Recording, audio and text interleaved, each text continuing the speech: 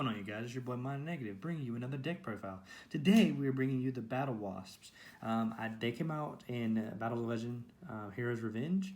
I ended up getting a bunch of them. I haven't uploaded that video yet, but I ended up pulling a bunch of them, and I figured I'd throw it together. They're all super rare, so that's a plus. So you have a shiny, cheap deck. You can probably literally put this deck together probably for $6.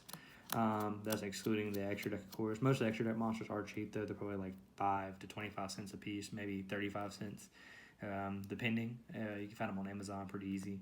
I wanted to go ahead and show you how I built my deck. I know a lot of people play the same basic build. They got that Innocent Warrior guy where you special summon them by banishing from the graveyard, get a level 4. Yes, that's a good play. Yes, he's a good card, but for a budget BattleWasp deck that I kind of tech my own cards in, I feel like this is a cheaper and more fun route. So honestly, most people don't do this, but I play 3 of each BattleWasp. I actually don't find it very cloggy. I don't really get all 3 to my hand, so I play 3 Dart. Dart's pretty cool because whenever you do damage to it, whenever you destroy opponent's monster by battle, you drop Dart to the graveyard, so it's a body in the grave, and your opponent takes burn damage equal to the destroy monster's attack. Super cool card. Super cool card. So if you destroy like a, I don't know, if you destroy a Red Eyes Black Dragon and drop BattleWasp Dart, they take 2,400 damage. There's nothing they can do about it. Pin Bullseye. Definitely love this little guy. I think he's like the cutest one. The big blue eyes. Basically, Pin the Bullseye. But he's a special summon as long as you control the BattleWasp. And you also get the burn effect of 200 damage per BattleWasp monster you control. With this deck, they are just like wasps in real life. They swarm their target, or as in Yu-Gi-Oh, they swarm the field. So you can get a field full of 3 or 4, maybe even 5 in one turn, depending on what your hand's looking like. And you can burn someone for like 1,000 burn damage with just this guy before going into your synchros. So I definitely love Pin the Bullseye. Very cool card, free special summon. There's some fun shenanigans with him too. I'll explain it later when we get into it. And of course, one of the better ones. This is not the best one in my opinion. It's probably the second best one. But we played triple BattleWasp. I can't even say his first name. Aerialist, the Rapid Fire. Basically, he's the monster reborn of the deck. You just special summon one BattleWasp monster from your graveyard. But he goes into cool combos with the next monster. The next monster is the Tuner, which I believe is the best. Maybe other people don't feel that way, but I'm sure that a lot of you can agree that Sting the Poison is the best BattleWasp. He's the only tuner for the BattleWasps, so very important to get your synchros out. Also, he can tribute another BattleWasp. For example, shenanigans.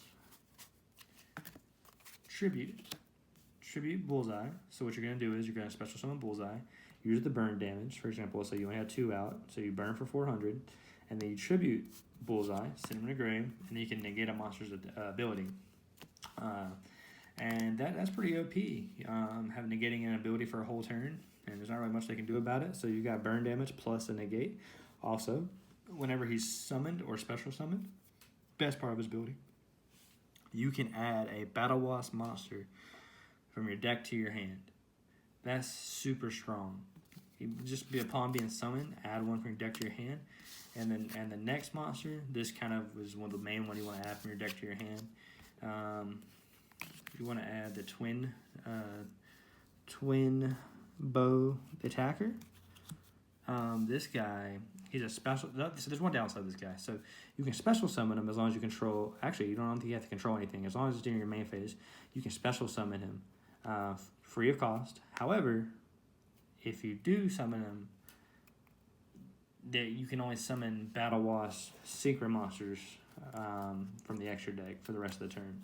So you can't just summon anything you want, which kind of sucks in a way. But you know, it's a BattleWasp deck, so you should be going for the BattleWasp monsters. But he's a free special summon. It's awesome to add him with Sting. That's kind of a cool combo I like playing. No, guys, I have not seen this on YouTube anywhere. I feel like I might be the first one that came up with this. I might be, I might not be. But this is a card I teched in. I had it laying around and I looked at it. Triple Parasite Paranoid. Parasite Paranoid, man. He's a hand trap, which is cool. You can also, I guess, summon him from the graveyard with the Archer's ability, but or Rapid Fire's ability, I mean. But yeah, Parasite Paranoid, pretty much he pretty much allows, does not allow your opponent to target insect monsters for battle or card effects. So you can literally have, let's say your opponent has a Dark Law on the field, right? You Parasite Paranoid, and you have a Bullseye on the field. Let's say you just brick. You have a Bullseye on the field. So now, Dark Law can't attack Bullseye. Bullseye can't be targeted with any card effect. And you can just burn your opponent with Bullseye, with Bullseye's effect, or Penicil's effect, whatever his name is. You can burn him with his effect, and there's nothing they can do about it. They just sit there until they can figure out how to get rid of Parasite Paranoid. However, this is the coolest part about Parasite Paranoid. I'm going to leave one up here. Coolest part about Parasite Paranoid is when he's sent from the field to the graveyard, when he's attached to an opponent's monster. So like the only time you should be using him. However, you can, like I said, special and synchro and other things. You can special summon a level 7 or higher insect monster from your deck, ignoring the summoning conditions. That's very important. I decided to tech in, I should say, this card. Perfectly Ultimate Great Moth. It has no real effect, but it's got a 3,500 attack stat plus 3,000 defense, so you can literally set it as a tank, and it's got 8-star monster. So you can go to synchro plays with it, or you can literally just have a 3,500 attack point monster on the field that we know your opponent can't do nothing about. A free 3,500 beater, that's scary, man. That beats almost over anything that comes out of the extra deck. I mean, sure, there's monsters with abilities and effects that can probably get rid of this super easy, but overall, most people aren't expecting you to have a 35-point monster out, especially maybe your first or second turn with something like a Parasite Paranoid. Super fun though. I had 3 in the deck. However, I did take one out because I found it a little cloggy, just a little, not much, but running triple Parasite Paranoid, guaranteed to get a Paranoid to your hand, and running 2 of these guarantees you're not going to draw into 2 or 3 of them your first opening hand. So it's kind of nice to have a 2 ratio. I'm still trying to debate. So that kind of wraps up our insects. I run the 1 Glow Up Bulb. I know it's not a plant deck, but Glow Up Bulb's good to fetch 1 into the grave. There's special summon it back. Also, like I said earlier, only real tuner is Sting the Poison. So if you want to synchro climb or synchro into something else that's might be lower, or you just have too many small monsters out on the field and the 2-star gives you 1 too many stars, though you have an option with Glow Up Bulb. There's not really a way to search or anything, but you can basically use this card twice the game. So not bad, just there to help out. This card is a side deck card, but I main deck it because it's level and it's a special summon, and you can just synchro off of it. Pinkertops, obvious reasons for those that stay current with the meta.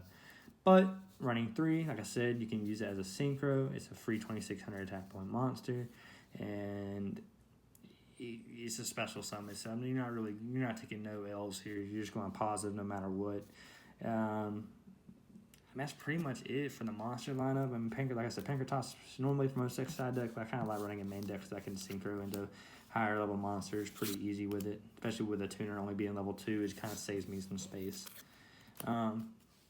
We're gonna run Summoning Swarm. 3 is pretty good. It pretty much just lets you summon monsters. I'm pretty sure from the graveyard. Yeah, this is right here. It says target level 4 or lower BattleWasp monsters in your graveyard up to the number of monsters your opponent controls. Special summon them. You can only activate 1 Summoning Swarm per turn. You can not special summon monsters from the extra deck. The turn you activate this card except insect monsters, but that's not a problem. It's pretty good if you get like a board wipe, for example, like if your opponent Regekis or something, so all your monsters are gone and they have like a field of 4 monsters or 3 monsters. It pretty much guarantees you a synchro summon. Plus, you can do plays with Sting the Poison when you special summon, add 1 from deck to hand, and it kind of keeps you in the game. Now, this is the only card in the deck that I find to be a little cloggy, and I get it when I don't need it. I swear. The deck's good. The draw ratio is good. But running triple Revival Swarm is it's very situational. It does help, But I think it honestly would be better at 2. It's like another Monster Reborn for the deck. However, I run it at 3. I mean, I've only had 1 or 2 situations where it kind of hurt me having it at 3. So you can probably text something else in here. But Revival Storms, like I said, is like a Monster Reborn. And you can banish in the graveyard and from the graveyard, which is good. So like if you send it to the graveyard for Glow Up Bulb, it kind of works out. You can banish it so your insect monster is not affected by effects for the turn.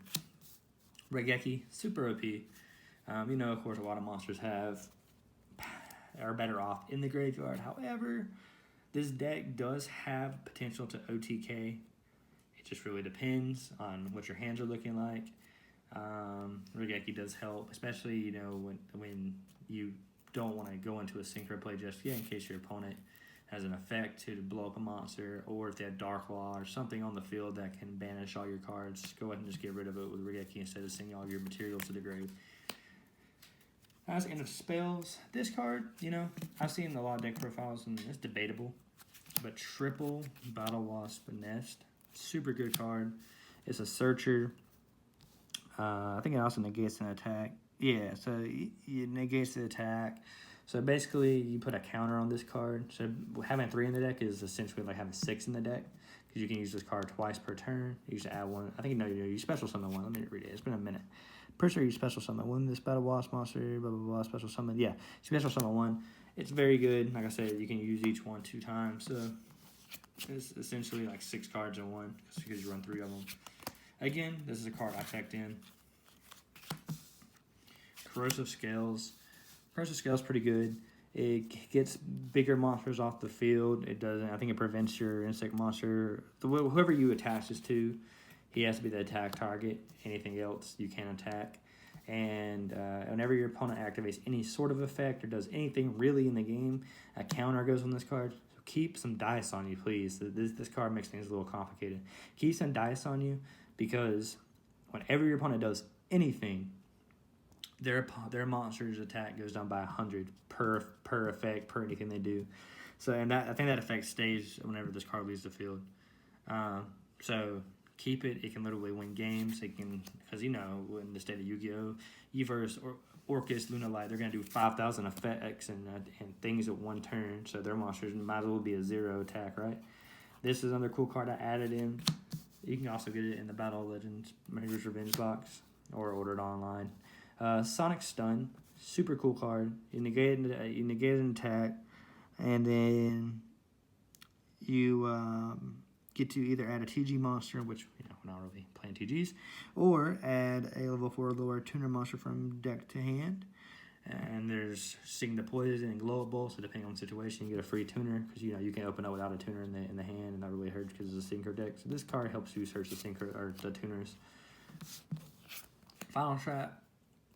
I run 2 double compulse. These are beat up compulses. These are like my very first compulses when I started playing when I was a kid.